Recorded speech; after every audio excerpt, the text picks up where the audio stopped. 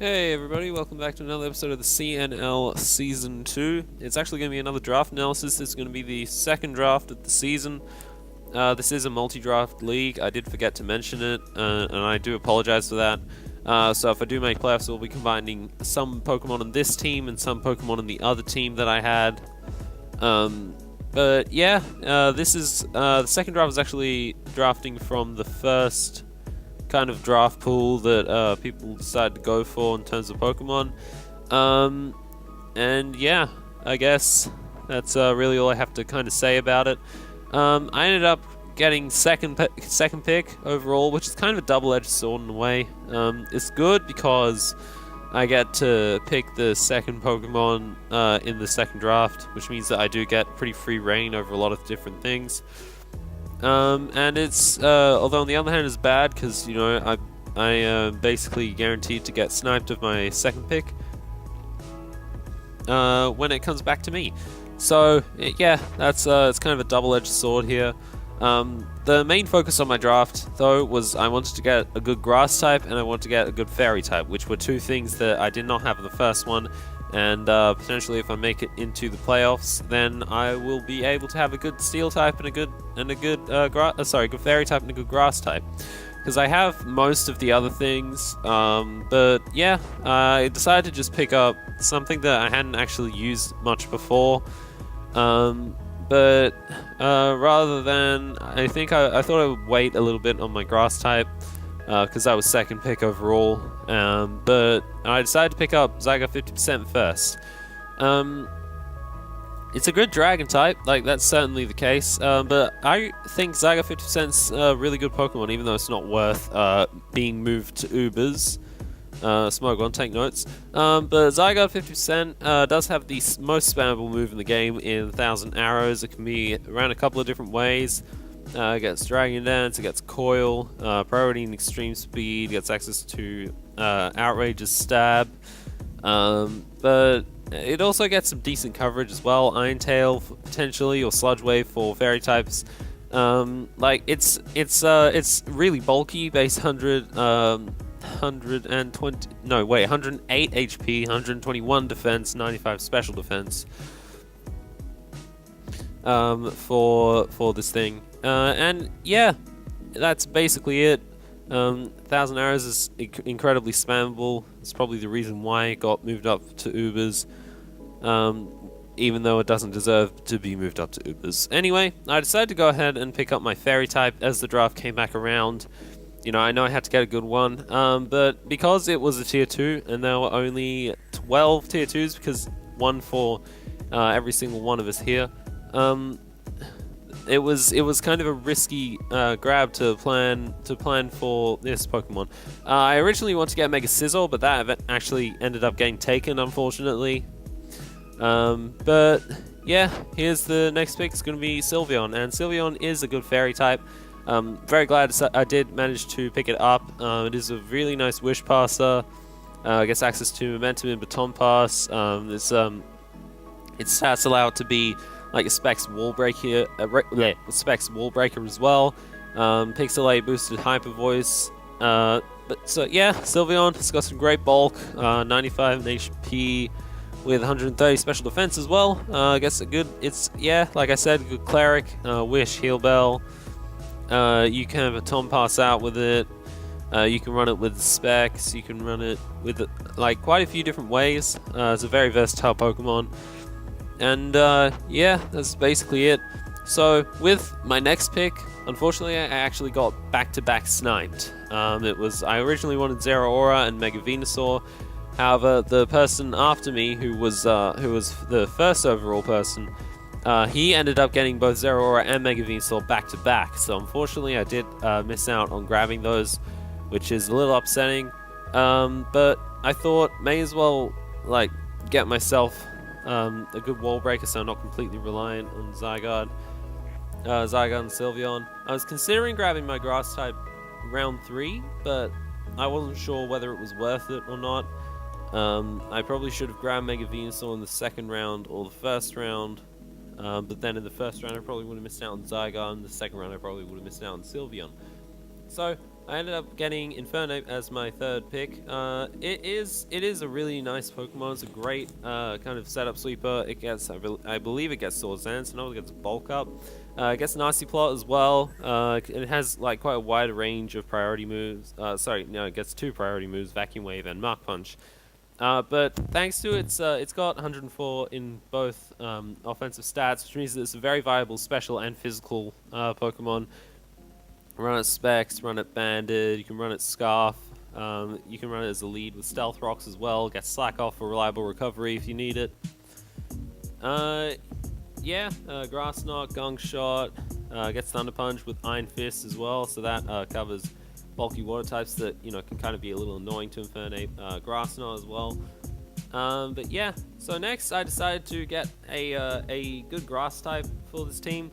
Unfortunately, I wanted Mega Venusaur, but it was gone. So I ended up getting Discount Mega Venusaur in Roserade. Roserade, it gets access to Toxic Spikes, it can Sleep Powder, it can be a decent wall on the special side. I know it has base 115 Spadef as well as like a decent HP stat. It gets I think base 125 special attack, so it can be run like as a Scarf Pokemon as well. Technician boosted Hidden Power is really nice, so you can run Hidden Power, say, I don't know, Water, Fire, Ground if you want to for Fire types, or you can run Ice for Flying types. But it's a viable Pokemon. It gets access to Leaf Storm as well, so it can, so you can run it like Specs as well, or you can run it Assault Vested. It gets Sleep Powder and Reliable Recovery too. Toxic Spikes are nice. That's it in terms of Roserade. So for my next pick, I knew I had to get a little more speed for this team. That's originally what I was planning to do. I want to get like a quick team as well as like I can run it different ways. It's a versatile team as well. I ended up picking up Meloetta, and Meloetta has lots of viability in terms of both the special side and the physical side because it has 2 different forms, as you can see. Aria form, which is its specially offensive variant, it has got decent bulk as well, as all the pixies. I'm not sure whether this is a pixie legendary or not. Whatever. Gets access to U-turn for momentum, something which means that I can pivot in and out around with something like Infernape as well. Gets access to, you know, Relic Song can allow it to turn into a physical attacker, which is really, really quick, base 128 speed, I think. But yeah, normal fighting type in its Pirouette form and normal psychic in its Aria form. I can run a viable Scarf set. It's got the same base speed as Roserade, I think, base 90.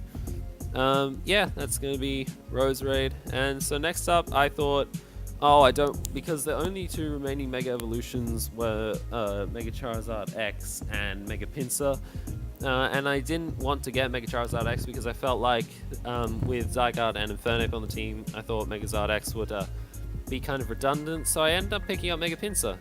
And spoiler alert, I don't have like the greatest hazard removal in the world, unfortunately. So Mega Pinsir is like not like the best on this team either. But it's a super good wall breaking Pokemon. You know, it gets Aerolate even though the 8 abilities got nerfed. You know, base 155 physical attack, which is ridiculous. It gets base 105 speed as well, which is nice. Bug flying type, so it's Quavi to rocks, but it can set up stealth rocks of its own. It's got like okay defenses, base 109 or something physical defense, which means I can run it a couple of different ways. But yeah, Soul's Dance Wallbreaker is a thing. Gets Earthquake close combat, gets access to Quick Attack as well, so gives me another form of reliable priority. That's Mega Pinsir. So I decided to pick up a bulkier water type for my team because I just thought it would be good to complete my Fire, Water, Grass core and give me a decent rocker as well. And that Pokemon is Seismitoad. I did kind of need Seismitoad on my team, to be honest. Stealth Rocks are kind of helpful. I only had Infernape and Mega Pinsir to be able to set them at this point in the draft, and those 2 don't really like setting rocks that much.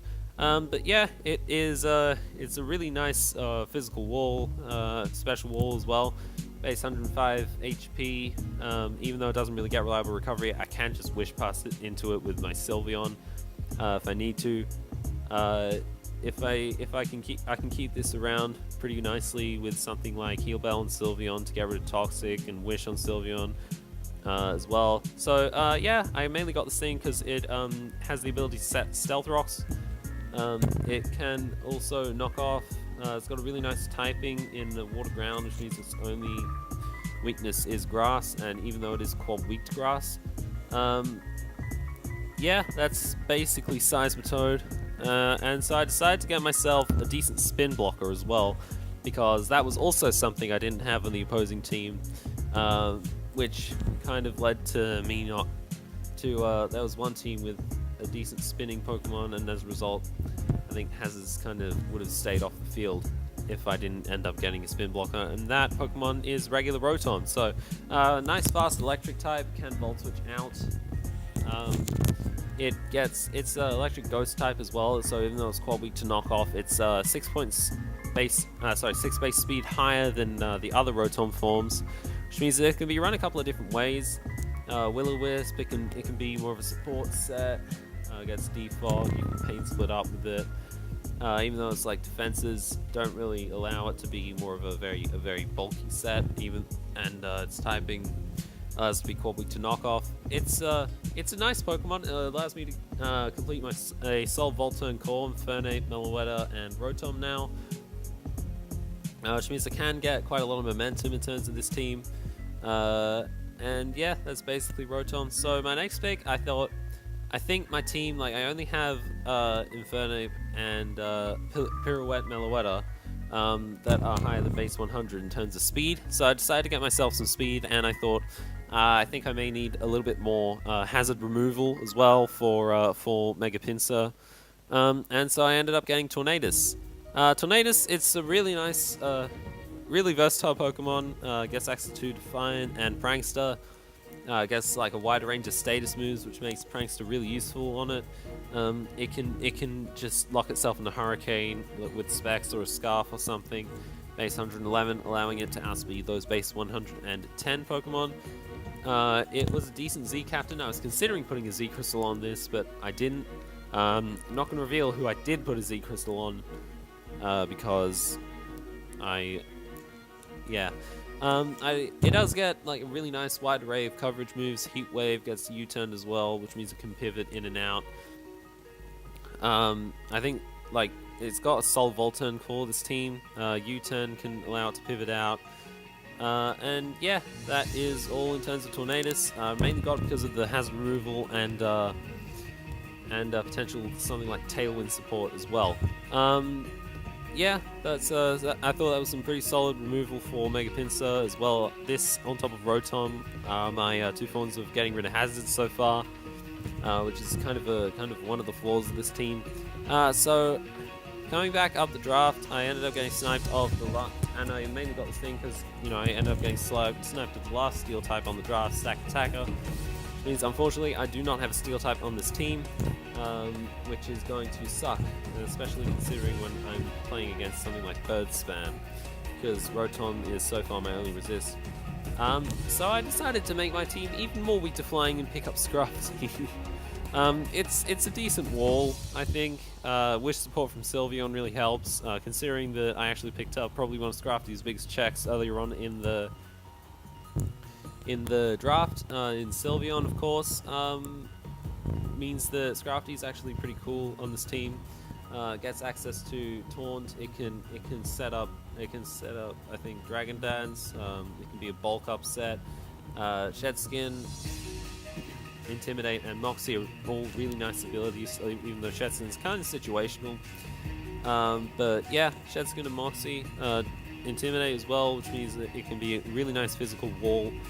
I think it gets access to a few coverage moves as well. Poison Jab, Head Smash, off the top of my head. Knockoff as well. Stab Knockoff is nice. So yeah.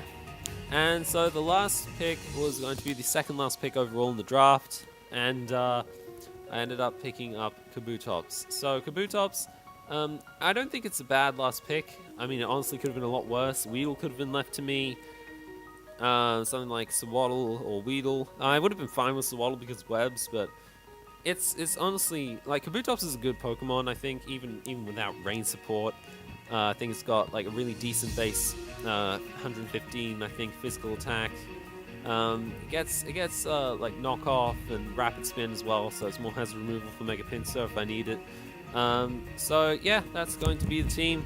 And I'm going to announce the Z Captain now, and there's only going to be one because the tiering system allows only for 200 Z points, and Tier 1 is 200 Z points. Can you guess what my Z Captain is? It's not Infernape, it's actually going to be Zygarde. And I thought I'd put Z Crystal on Zygarde because even though it has the most spam move in the game, 1,000 arrows, its Dragon Stab in Outrage isn't actually that reliable in my opinion. You can run Dragon Tail on it, but it would mean you have to take a hit, and even though Zygarde's got decent bulk, you can't really take too many hits, especially in a setup set of Zygarde. But I can potentially run Poisonium Z Sludge Wave if I need to, or Steelium Z Iron Tail to not risk missing. But yeah, that's going to be the team. Let me know what you guys think. I didn't end up drafting a Steel type, which is a little unfortunate considering that I'm actually going to be playing against Ventral Coma and the Vegas Volcanoes, and he has a Talonflame, which is kind of terrifying. It really hurts my team. So see you next week for the team builder for the first match I'm going to be using this draft in. And yeah, I will see you guys next week for another week of the CNL.